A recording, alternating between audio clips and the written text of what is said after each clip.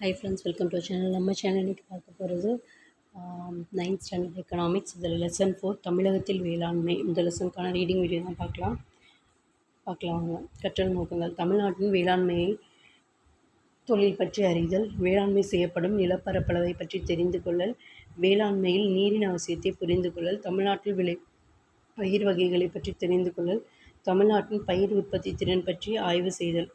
அறிமுகம்: இந்தியா விடுதலை பெற்ற போதும் அதன் பின் 40 ஆண்டு காலம் வரையும் தமிழக மக்களில் பெரும்பான்மையினோர் வேளாண் தொழிலையே நம்பியிருந்தனர்.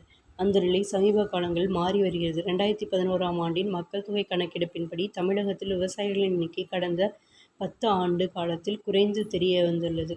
அதேபோல் விவசாய தொழிலாளர்களின் எண்ணிக்கையும் குறைந்தது. 2001ஆம் ஆண்டின் மக்கள் தொகை கணக்கெடுப்பின்படி மொத்த தொழிலாளர்களில் 49.3 விழுக்காட்டினர் வேளாண் துறையில் இருந்தனர். 10 ஆண்டுகளுக்கு பின்னர் இந்த அளவு 42.1 விழுக்காடு என குறைந்தது. 2011ஆம் ஆண்டு தமிழகத்தில் மொத்தமாக 3,29,00,000 தொழிலாளர்கள் இருந்தனர். அவர்களுள் 96 லட்சம் பேர் விவசாய தொழிலாளர்கள் ஆவர். ஏறத்தாழ 55 விழுக்காடு பெண்கள் வேளாண்மையில் ஈடுபட்டிருந்த 2011ஆம் ஆண்டில் மூன்றில் ஒரு பகுதிக்கும் 35.3% கூடுதலான ஆண்கள் மட்டுமே அத்துறையில் ஈடுபட்டனர். வேளாண் தொழிலில் ஈடுபடுவோரின் பிரிவுகள்: வேளாண் தொழிலில் ஈடுபடுவோரில் பெரும்பகுதியினர் நிலமற்ற கூலி தொழிலாளர்கள் ஆவர். நிலம் படைத்தோர் எல்லோரிடமும் ஒரே அளவில் நிலம் இருப்பதில்லை. பலரிடமும் சிறிய பரப்பளவில்தான் நிலம் இருக்கும். வெகு சிலரிடம் மட்டுமே பெரிய அளவில் நிலம் இருக்கிறது. தமிழகத்தை பொறுத்தவரை நிலத்தை சாகுபடி செய்வோரின் எண்ணிக்கை 2015-16இல் 79,38,000 இருந்தது. ஆனால் 5 ஆண்டுகளுக்கு முன்பு 89,18,000 விவசாயிகளாக இருந்தனர். இந்த 5 ஆண்டுகளில் இவர்களின் எண்ணிக்கையில் 1,80,000 குறைந்துள்ளது. இதேபோல் சாகுபடி செய்யப்படும் பரப்பளவும் 64.88 லட்சம் ஹெக்டேர்கள் என்பதிலிருந்து 59.71 லட்சம் ஹெக்டேர்களாக குறைந்து போனது. அதாவது சராசரியாக ஆண்டு ஒன்றுக்கு 1,03,400 ஹெக்டேர் சாகுபடி நிலத்தை கடந்த 5 ஆண்டுகளில் தமிழகம் இழந்துள்ளது. தமிழகத்தின் பெரும்பாலான விவசாயிகள் குறு விவசாயிகள் ஆவர். 1 ஹெக்டேருக்கும் குறைவான பரப்பில் சாகுபடி செய்வோர். மொத்த விவசாயிகள் எண்ணிக்கையில் குறு விவசாயிகள் 78% உள்ளனர். ஆனால் அவர்கள் சாகுபடி செய்யும் நிலத்தின் பரப்பளவு மொத்த சாகுபடி பரப்பளவின் 36% மட்டுமே. அடுத்ததாக சிறு விவசாயிகள் 1-2 ஹெக்டேர் சாகுபடி செய்வோர் 14% உள்ளனர். அவர்கள் விவசாயம் செய்யும் பரப்பளவு 26% ஆகும்.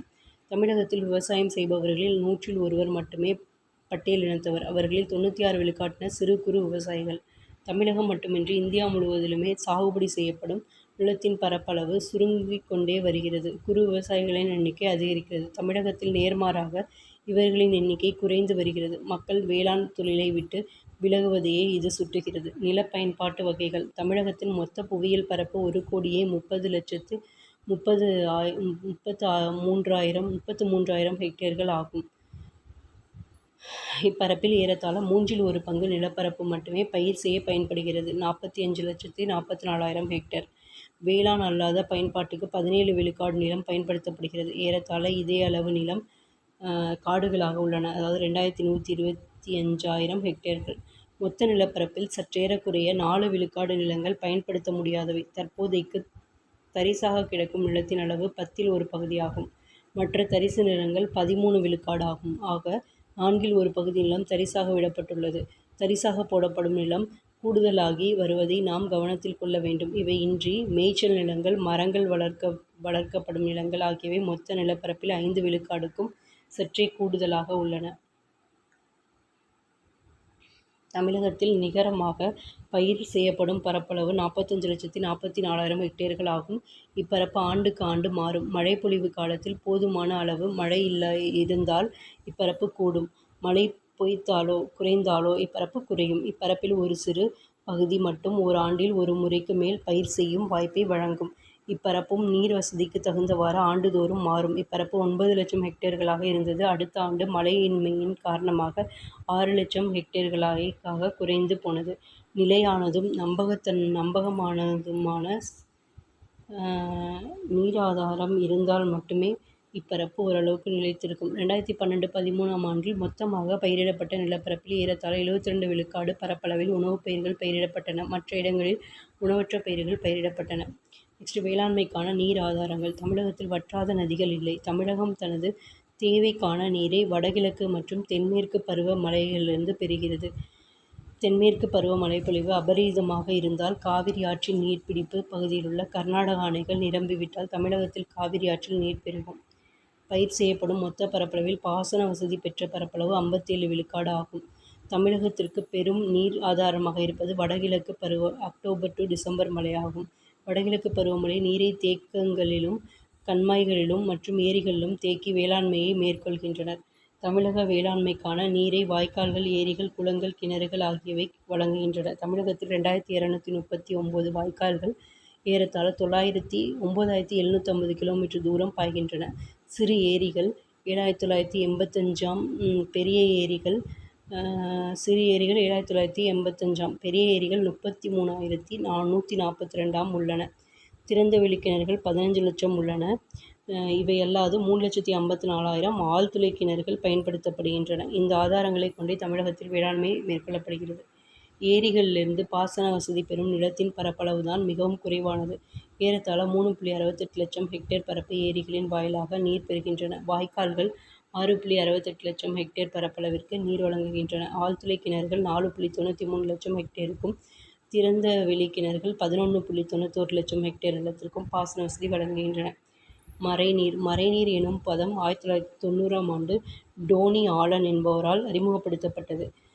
விவசாயம் அல்லது தொழிற்சாலை உற்பத்தியின் போது நுகரப்படும் நீர் மறைநீர் என அழைக்கப்படுகிறது. மறைநீர் என்பது உணவு அல்லது மற்ற உற்பத்தி பொருட்கள் ஒரு நாட்டில் இருந்து மற்றொரு நாட்டிற்கு வாணிகம் செய்யப்படும் போது அவற்றோடு மறைமுகமாக அவற்றிற்காக செலவிடப்படும் நீரும் செல்கிறது. இதுவே மறைநீர் ஆகும். உதாரணமாக, ஒரு மெட்ரிக் டன் கோதுமை உற்பத்தி செய்வதற்கு உலக அளவிலான சராசரி 1340 கியூபிக் மீட்டர் நீர் தேவைப்படுகிறது. அப்படியெனில், ஒரு மெட்ரிக் டன் கோதுமை வெளிநாட்டிற்கு ஏற்றுமதி செய்யப்படும் போது அதை விளைவிக்க பயன்படுத்தப்பட்ட 1340 கியூபிக் மீட்டர் நீரும் அதனுடன் செல்கிறது என்பது பொருள். உலக அளவில் இந்தியா மிக அதிகமான நன்னீர் பயன்பாட்டாளராக உள்ளது. இது மிகவும் அதிகமான எச்சரிக்கக்கூடிய அளவாகும். உலகின் 5வது மிகப்பெரிய மறைநீர் ஏற்றுமதியாளராக இந்தியா விளங்குகிறது. கோதுமை 650, சோளம் 1400, கம்பு 2500, கரும்பு 750, தேயிலை 90, காஃபி 840. 50 லிட்டர் மறைநீர். தமிழக வேளாண்மை பெரும் அளவிற்கு நிலத்தடி நீரையே நம்பியிருக்கிறது. நிலத்தடி நீரை வேளாண்மைக்கு பயன்படுத்துவது பல இன்னல்களையும் உருவாக்க வல்லது. நிலத்தடி நீரிலிருந்து நீரை எடுக்கும் அளவும் மழைப்பொழிவின் போது நிலத்தடிக்கு செல்லும் நீரின் அளவும் சமமாக இருந்தால் துன்பம் இல்லை. மாறாக எடுக்கும் அளவு கூட நீர்மட்டம் கீழே செல்லும். ஒன்று, நீர் முற்றிலும் வற்றி போகலாம் அல்லது பாசனத்திற்கு உதவாத நீராக மாறவும் வாய்ப்புண்டு. நிலத்தடி நீரின் அளவையும் தன்மையையும் மத்திய நிலத்தடி நீர் வாரியம் தொடர்ந்து கண்காணிக்கிறது. இதிலிருந்து நாம் தெரிந்து கொள்வது என்னவென்றால், தமிழக வேளாண்மை நிலத்தடி நீரை நம்பியுள்ளது. நிலத்தடி நீரின் பயன்பாட்டை சீர் செய்வது மிகவும் அவசரமும் அவசியமும் ஆகும். வளம் குன்றா வேளாண்மைக்கு இது மிகவும் தேவையாகும்.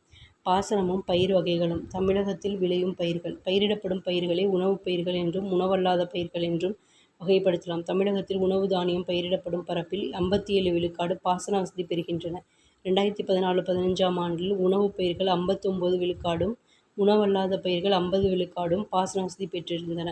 தமிழகத்தில் பயிரிடப்பட்ட நிலத்தின் மொத்த பரப்பளவில் 2014-15ஆம் ஆண்டில் 59,94,000 ஹெக்டேர்களாக இருந்தது. இதில் 76 விழுக்காடு பரப்பளவில் உணவல்லாத பயிர்கள் பயிரிடப்பட்டன. நெல் சாகுபடி தான் பெரிய அளவில் 30 விழுக்காடு மேற்கொள்ளப்படுகிறது. இதர உணவுப் பயிர்கள் 12 விழுக்காடு பரப்பிலும் பயிரிடப்படுகின்றன. சிறுதானிய சாகுபடி குறைந்த அளவிலேயே நடைபெறுகிறது.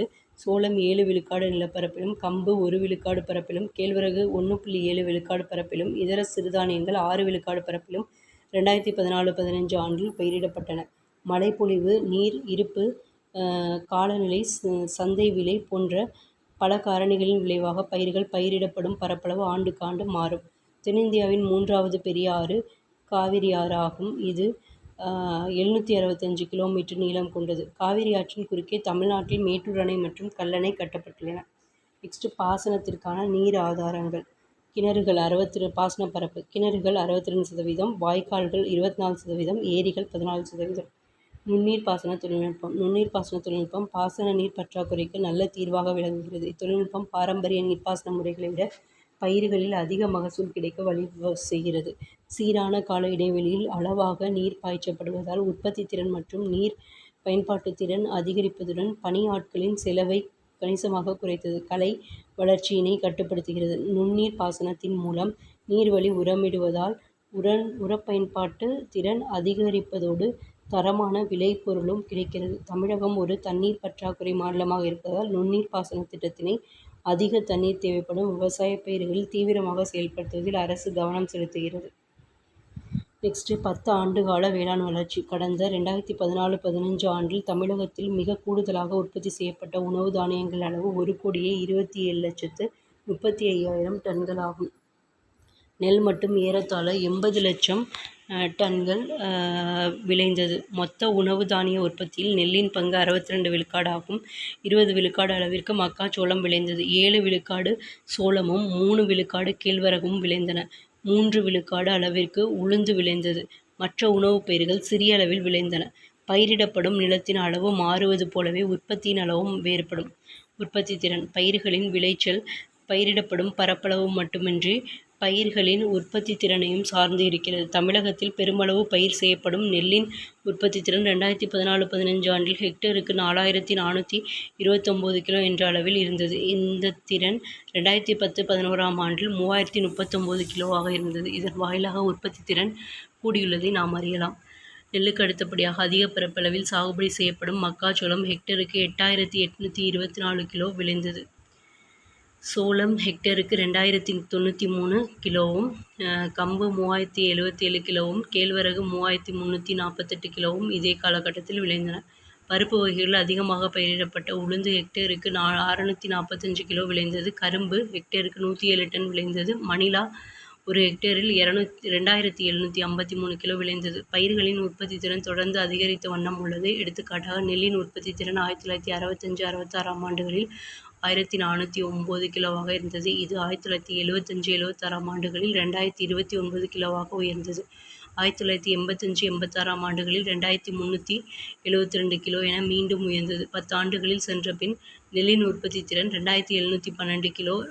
2014-15 நிதியாண்டில் 15ஆம் ஆண்டில் உற்பத்தி திறன் 4,429 கிலோ. கடந்த 50 ஆண்டுகளில் தமிழகத்தில் நெல் உற்பத்தி திறன் 3 மடங்கிற்கும் கூடுதலாக உயர்ந்துள்ளது. உணவு தானிய உற்பத்தி திறனை நோக்கினால் 1965-66 ஆண்டிற்கும் 2014-15 ஆண்டிற்கும் இடையே ஏறத்தாழ 3.5 மடங்கு உயர்ந்திருப்பது தெரிகிறது. தமிழகத்தின் உற்பத்தி திறன் மற்றும் உணவு உற்பத்தி ஆகிய இரண்டுமே தொடர்ந்து அதிகரித்துள்ளது நமக்கு புலனாகிறது. ஆனால் இதே காலகட்டத்தில் உணவு தானிய உற்பத்தி செய்யப்படும் பரப்பளவு குறைந்துள்ளது. பரப்பளவு குறைந்த போதிலும் உற்பத்தி குறையாதது மட்டுமல்ல, கூடியிருப்பதும் உற்பத்தி திறனின் உயர்வே காரணமாகும்.